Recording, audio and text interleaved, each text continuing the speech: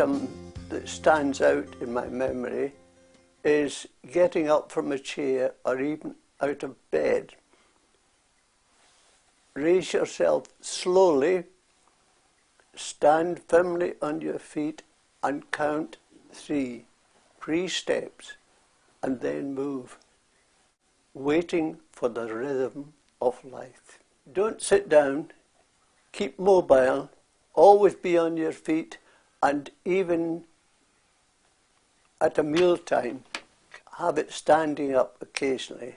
Hi, I'm Kay from Letham in Perth, and one thing that I think is important for elderly people is care of the eyes and, of course, your glasses. It's very important to go and have your eyes tested annually.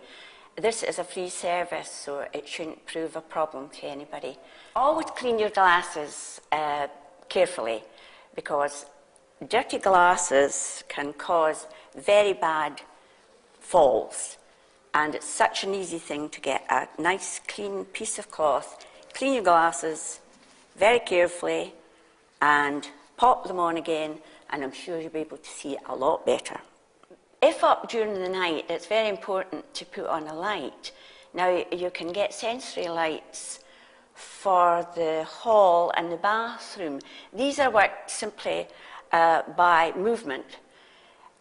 So as you pass them on the cam or any sort of movement in the hall or bathroom, a touch light by your bed is really the best thing.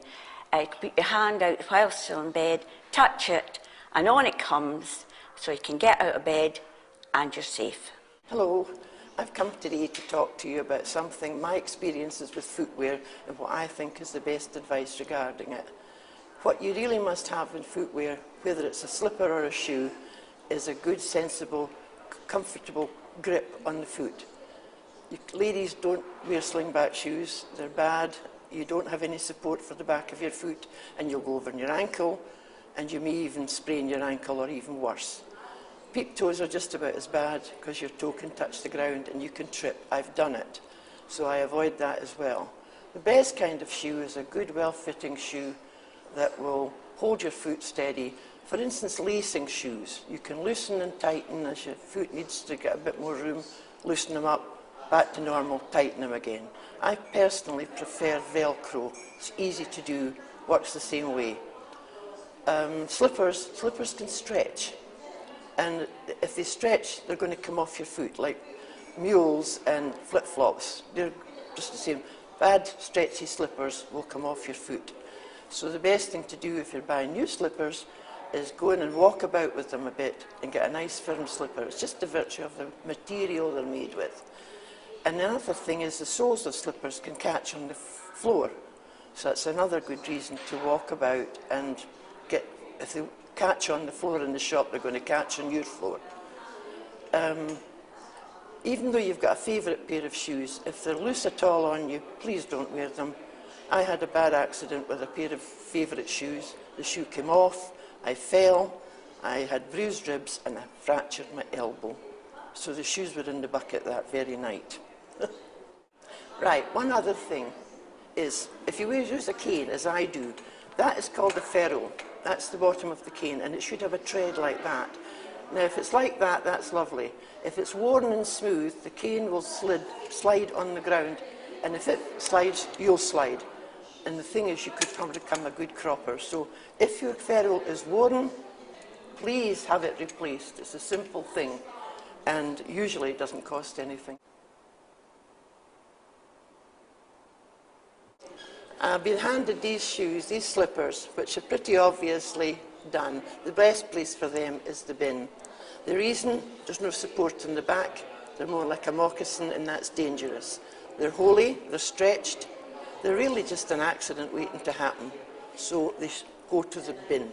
My advice would be, don't wait till you've had 6 or 7 falls. Maybe 1 fall, 2 falls. It depends on the type of fall. You should go straight away to your doctor and get referred to the falls clinic, because I think I just waited too long. I just accepted it and thought, well, I'm getting old and I'm falling. And you don't fall because you're old.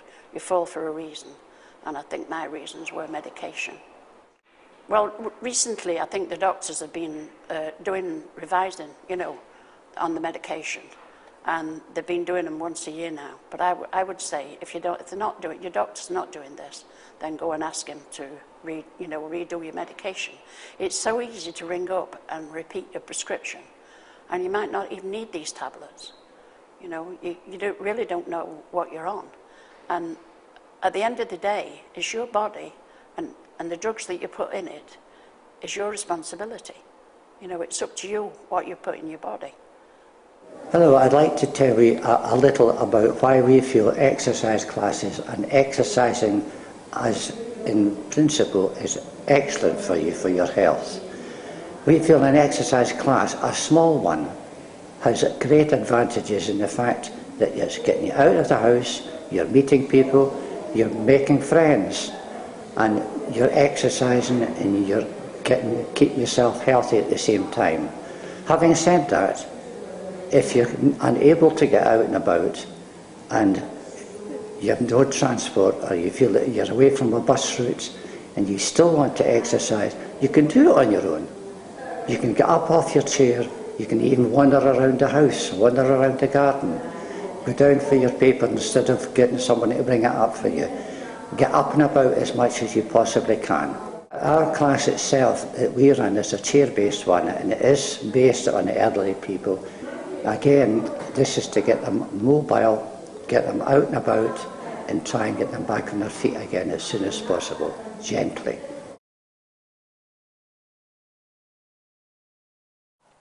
Hello, I'm Anne Murray, and I've been working in NHS Falls Prevention Services for a number of years. If you or someone close to you has been falling or is worried about falls, then I hope what you've just seen and heard will reassure you that you're not alone and that falls can be prevented. Now, there may or there may not be specialist falls prevention services where you live, but you will have a GP who you can speak to in the first instance. And don't worry, you won't be the first person to ask for advice and a little bit of help. And as you've heard, that help and advice can prevent falls, but it can also help you to continue to live an active life as you get older.